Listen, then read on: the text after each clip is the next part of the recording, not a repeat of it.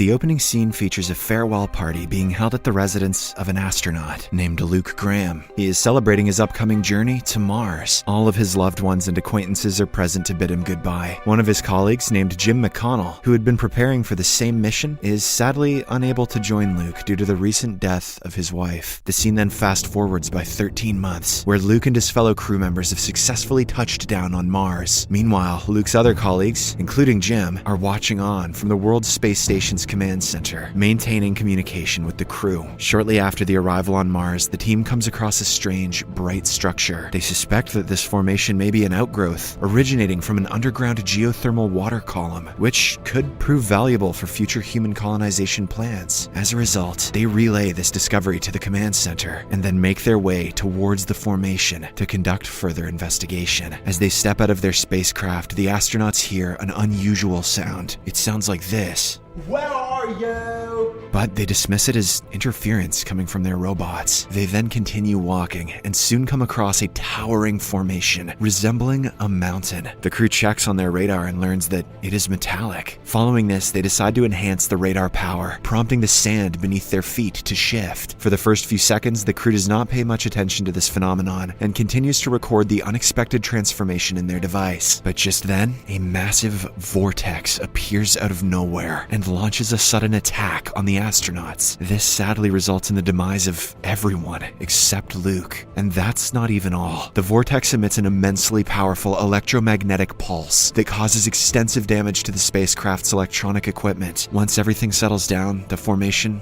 finally reveals itself. It is an enormous, humanoid face, indicating that Mars was once inhabited by Homo sapiens. Meanwhile, a shocked and injured Luke somehow manages to transmit a message to the world's space station. "Tom DeLonge has been here," he says. Upon receiving this transmission, Jim becomes worried and approaches his superior, Ray. He proposes that they immediately organize a rescue mission. However, Ray is skeptical about the idea, as they aren't even sure what's lurking on Mars. Perhaps Luke might not survive the night, after all. Ray also doesn't trust Jim due to his withdrawal from the previous expedition. Hearing all of this, one of the astronauts present in the room, Woody Blake, comes forward and defends Jim. He says that the poor guy was only caring for his ill wife, and that is something every husband would prioritize. Moreover, it was Jim and his wife who extensively studied and designed the Mars mission, making him the most knowledgeable about the planet. This argument finally convinces Ray, and as a result, a rescue spacecraft, comprising a team of 4 individuals, sets off for Mars. The crew members are Woody, his wife, Terry Fisher, Jim, and a technician named Phil Oilmeyer. The primary objective of the mission is to investigate the tragic events and secure the safe return of Luke. As they approach Mars's orbit, they realize that the mysterious interference is still there. They also notice 3 burial mounds, which they assume to be the resting places of their fallen crew members. Soon after, a magnetic storm engulfs the planet, rendering visibility impossible for the astronauts. But despite this, Ray sends a video message granting them permission to land on Mars. Woody goes to share the news to Jim, but to his surprise, the latter is watching a family movie, reminiscing about the cherished moments with his late wife. An astronaut would never be doing that at an important moment like this. That's some Hollywood bullshit. After this, the team begins the preparations to land on Mars, but as they are doing so, a swarm of small meteorites suddenly collides with their spaceship, resulting in damage to its hull and causing an injury to Phil's arm. This incident also leads to an atmosphere leak. The crew swiftly responds by conducting repairing procedure, diligently searching for the source of the damage.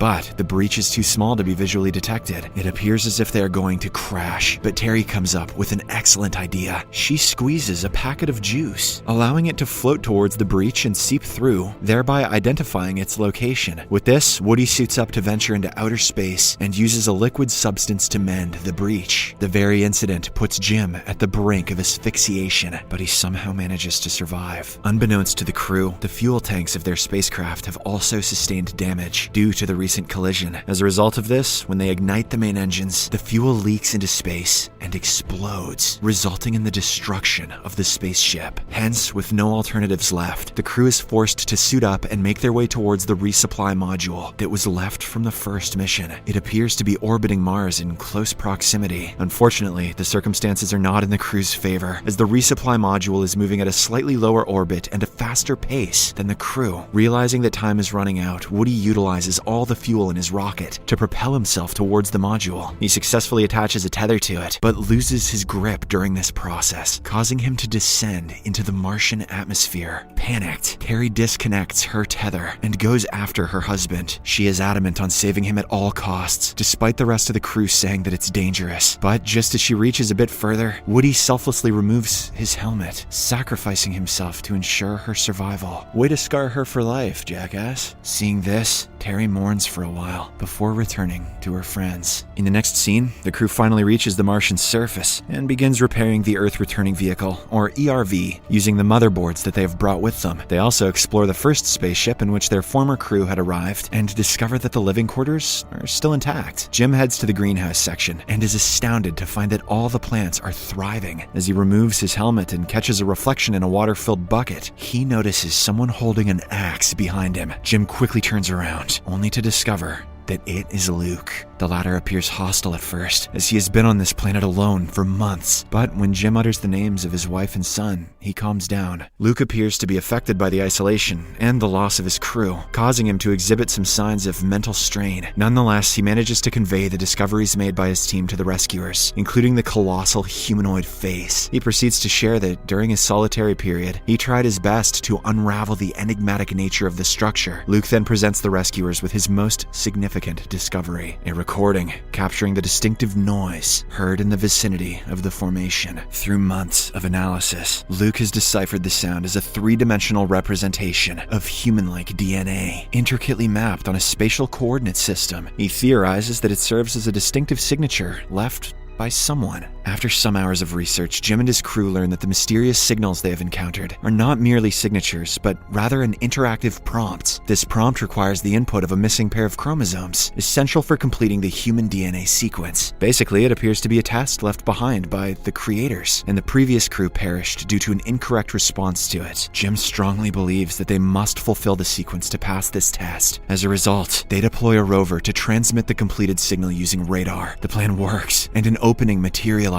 on the side of the formation, emitting a strange bright light. While Phil stays behind to repair the ERV, the remaining crew members decide to investigate more. As soon as they walk inside the formation, the entrance gets sealed, causing them to lose contact with Phil. Not long after, they realize that the atmosphere here is similar to that of Earth. So they remove their helmets and start breathing normally. That was risky. As they proceed, they enter a spacious, dimly lit chamber that astonishingly projects a three-dimensional representation of the solar system. The crew members are left in shock at what they are witnessing. After all these years of hard work and research, they have finally discovered that aliens indeed exist. Shortly after, a holographic figure resembling a Martian appears and starts giving a silent explanation. It reveals that in the distant past, Mars was a thriving planet with abundant life and water. However, that changed one day when Mars was struck by a catastrophic asteroid, completely destroying its ecosystem. The surviving Martians were compelled to evacuate their home planet in search of new settlements. They also sent their own life forms to ancient Earth in the form of microscopic bacteria. Over the course of billions of years, these life forms developed into plants and animals. Eventually, humans were born and started ruling planet Earth, just like the Martians had hoped. This means that the present-day humans and all the other living organisms on Earth are actually the sperm of Mars. We are the aliens. Whoa! After the presentation ends, the holographic figure extends its hand to the astronauts, affirming that they belong to the same species. As the image of the Martian figure slowly dissipates, it invites one of the astronauts to their newfound planetary destinations. Meanwhile, Phil somehow contacts the crew and reveals that a deadly storm is coming their way. If they don't leave on time, they might become stranded or even die here. This worries the crew and they prepare to leave, but Jim announces that he will stay. He has decided to follow the Martians on their journey to another galaxy. The rest of the crew members are left in utter shock, but they know that it is Jim's dream to tour the galaxy. Prior to their departure, Terry presents Jim with a rocket pendant that belonged to Woody, symbolizing their enduring friendship. Luke and Terry then make their way out of the formation, while Jim stands within a cylindrical structure that undergoes a transformation into a capsule-like container. At last, he is gently lifted into outer space. Jim knows that from this point onward, his life is uncertain, and that he is completely reliant on the Martians. But after the death of his wife, he hasn't been quite the same either. He is getting to live his dream of traversing space, and if this is the way he is going to die, it is the right way. At least he doesn't have to wait long to meet his wife. Assuming that aliens and heaven are real, Jim getting greedy. After a while, his capsule begins filling with a clear liquid, so Jim holds his breath for as long as possible. But at one point, he succumbs to the need for air and breathes, and to his astonishment, he is able to breathe within the liquid. This discovery brings a smile to Jim's face, as he realizes that he is in an entirely new form of existence. Flooded with all the good memories of the past, he bids one final farewell to everyone. In the final scene, as the crew members are taking off, they notice Jim's Martian craft fly past them at a speed of hundreds of times greater than their RV. It is venturing deep into the vast expanse of deep space. The movie ends as the crew sends their best wishes to Jim, hoping for his safe journey ahead. Subscribe for more videos like this, turn on notifications, and leave a like to help the channel out. Thank you for watching.